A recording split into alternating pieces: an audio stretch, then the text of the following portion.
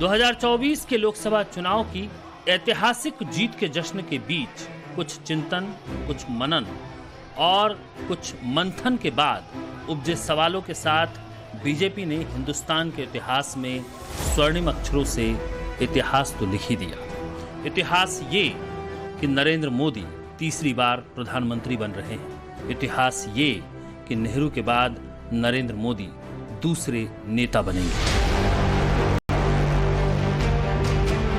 और नरेंद्र मोदी की मजबूती ये कि सारा विपक्ष देश की तकरीबन 37 छोटी बड़ी पार्टियों के साथ एकजुट हुआ तो भी अकेली बीजेपी की जीती हुई 240 सीटों के करीब नहीं पहुंच पाया और 234 सीटों पर परचम लहरा पाया। बेशक बीजेपी अकेले दम पर बहुमत के जादुई आंकड़े से 32 सीटें पीछे रह गई, लेकिन एनडीए 293 सीटों के साथ सबसे बड़ा गठबंधन बनकर सामने आया।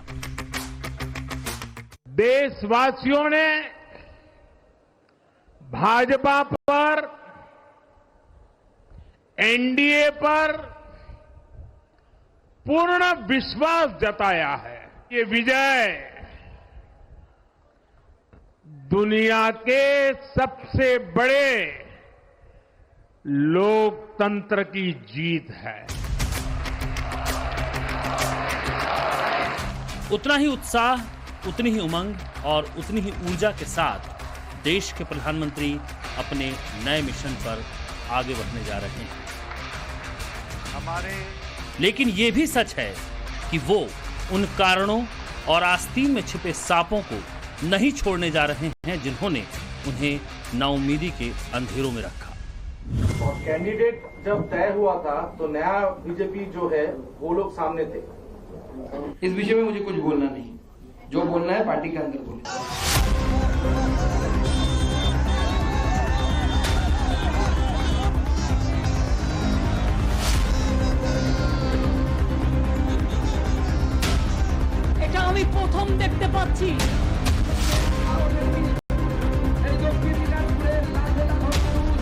42 सीटों वाले पश्चिम बंगाल से इस बार सबसे ज्यादा उम्मीद थी।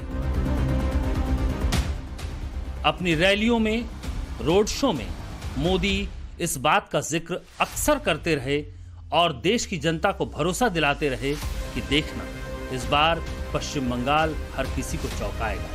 वो ये कहते थे कि पूरे देश में पश्चिम बंगाल सुपर परफॉर्मिंग स्टेट के तौर पर उभर कर सामने आएगा। हमें लोकसभा के अंदर भारी बहुमत पिछले चुनाव में मिला था। इस बार पूरे हिंदुस्तान में द बेस्ट परफॉर्मिंग स्टेट कोई होगा तो पश्चिम बंगाल होने वाला है। भारतीय जनता पार्टी को सर्वाधिक सफलता पश्चिम बंगाल में मिल रही है। लेकिन अफसोस, पश्चिम बंगाल नतीजों में मोदी की उम्मीदों पर खरा नहीं उतर पाया। वरना जिन मुद्दों पर बीजेपी ने चुनाव लड़ा, वो मुद्दे पश्चिम बंगाल में ममता बनर्जी की सरकार को करारी हार दिलाने के लिए काफी थे। प्रधानमंत्री नरेंद्र मोदी ने भ्रष्टाचार और बांग्लादेशी घुसपैठियों के मामले में ममता बनर्जी पर निशाना साधा। लगातार ममता बनर्जी के मंत्रियों के घर से जिस तरह से करोड़ों रुपए की बरामदगी हुई, उस पर भी जो है प्रधानमंत्री ने उस मुद्दे को उठाया। साथ ही जिस तरह से ममता बनर्जी ने सीए का मुद्दा उठाया और बीजेपी का आरोप है कि भ्रम फैलाने की कोशिश की, उस मुद्दे को भी रैलियों के दौरान जो है सामने रखा। साथ ही प्रधानमंत्री नरेंद्र मोदी जिस तरह से बंगाल में लोगों के धंधे नौकरियां बंद हो रही है, इस मुद्दे को भी उठाया। वहीं महिला सुरक्षा को लेकर सबसे ज्वलंत मुद्दा जो सामने आया वो संदेश खाली का था। इस मुद्दे को तो नेशनल कवरेज तक मिला। संदेश खाली की पीड़िता रेखा पात्रा को बीजेपी ने बशीर घाट से उम्मीदवार भी बनाया, लेकिन टीएमसी के हाजो नुरुल से वो 3,33,000 वोटों के भारी अंतर से चुनाव हार गए। ऐसा तो नहीं कि पश्चिम बंगाल की जनता का इन जमीनी मुद्दों से सरोकार नहीं था या वो इन मुद्दों से इत्तेफाक नहीं रखती थी। और दूसरी बात, अगर बीजेपी को बंगाल में समर्थन ना होता तो साल 2019 के नतीजों में इसका असर दिखता। बीजेपी को तब उतना बड़ा मैंडेट क्यों मिलता? 42 सीटों वाले पश्चिम बंगाल में बीजेपी ने 18 सीटें जीती थी, वहीं कांग्रेस को 2 सीटें मिली थी। फिर 2024 में ऐसा क्या हुआ कि पश्चिम बंगाल में बीजेपी अपने पहले परफॉर्मेंस को भी पार नहीं कर पाई और 7 सीटों के नुकसान के साथ महज 12 सीटों पर सिमट कर रह गई। वहीं टीएमसी ने 7 सीटें ज्यादा जीतकर अपने पुराने 22 सीट के आंकड़े को 29 सीटों पर ला खड़ा किया, जबकि कांग्रेस 1 सीट के नुकसान के साथ 1 सीट हासिल कर पाई। दादा, तृणमूल का कहना है कि नया बीजेपी और पुराना बीजेपी इन रिजल्ट सामने आएंगे। देखिए, टीएमसी बीजेपी के अंदर क्या चल रही है, मुझे लगता है टीएमसी को बीजेपी के बारे में उतना कुछ पता नहीं है। और दूसरी बात है, अगर टीएमसी मानती है अगर ऐसा है तो मुझे तो लगता है कि टीएमसी के लिए रेड सिग्नल है कि बीजेपी एक बार अगर आपस में बैठ के सुलझा लेती है तो बीजेपी तो जीत जाएगी, टीएमसी हार जाएगी। 42 सीटों वाले पश्चिम बंगाल में बीजेपी को 18 सीटों से आगे लेकर जाने और सबसे बड़ी पार्टी बनाने का सपना बेशक पूरी बीजेपी के साथ मोदी का एक मिशन भी था। इसके लिए उन्होंने पश्चिम बंगाल में ताकत भी लगाई।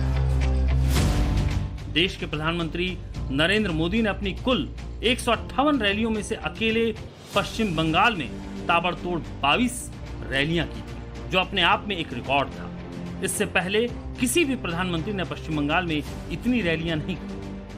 तो क्या ग्राउंड लेवल पर कोई ऐसा फैक्टर था जो प्रधानमंत्री नरेंद्र मोदी की नजर चुक गई?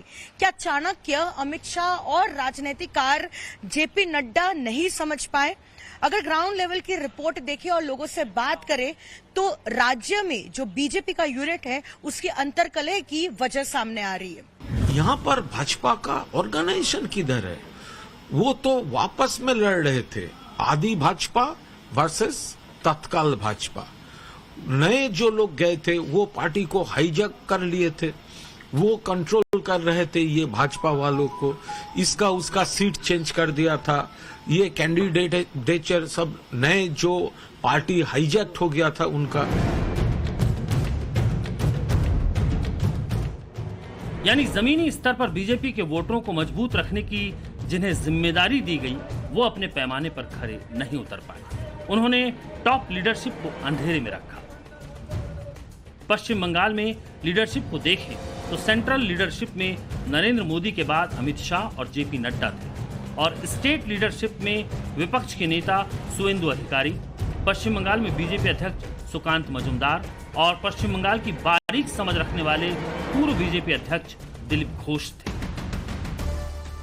जीत होती तो इन्हीं चेहरों की वाहवाही होती, लेकिन हार हुई है तो मंथन भी इन्हीं चेहरों के इर्द गिर्द होगा, क्योंकि इन्हीं की तैयार की गई पिच पर पश्चिम बंगाल में टॉप लीडरशिप को बैटिंग करना था। ऐसे में सवाल है कि जो पिच तैयार की गई क्या वो मुफीद नहीं थी? सियासी खेल की सियासी भाषा में कहें तो क्या पश्चिम बंगाल में अंदर खाने कोई राजनीति हुई?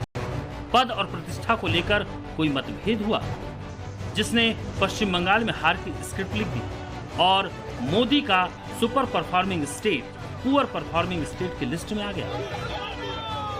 दादा, लेकिन अलग अलग लॉबी बन गई थी, शुवेंदु की लॉबी, सुकांतों की लॉबी। ये तो पीछे कारण ये रिजल्ट निकलने के बाद आप लोग बोल रहे हैं, हम तो बार बार बोला था Dilip BJP, Sukanta BJP, Suvendu BJP. ये बीजेपी तो नहीं था, बीजेपी तो उसका अंदर में सब पर्सनल कंपनी बन गया था और ये उसका पीछे वो उसका पीछे, जिसका हाथ में कंट्रोल है। नए जो गए हैं वो आदि भाजपा को हटाकर पार्टी को हाईजैक कर लिए थे, उसका पास दिल्ली जा रहा है, अमित शाह जी से मीट कर रहे हैं, कैंडिडेट लिस्ट बना रहे हैं, दिलीप घोष को हटा रहा है, पूरा बंगाल से पब्लिक पूरा भाजपा को ही हटा दिया।